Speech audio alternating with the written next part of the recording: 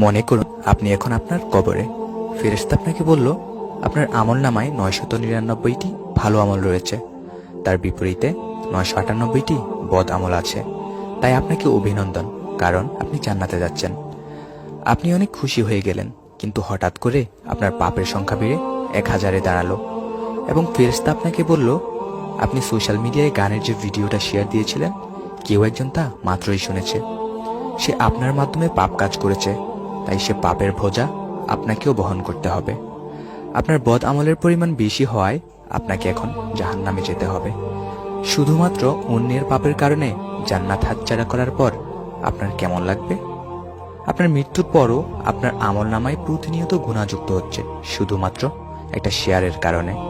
এখন বুঝতে পারছি তো ফেসবুক অথবা সোশ্যাল মিডিয়ায় নাচ গানের ভিডিও শেয়ার করা কতটা ভয়ানক হতে পারে।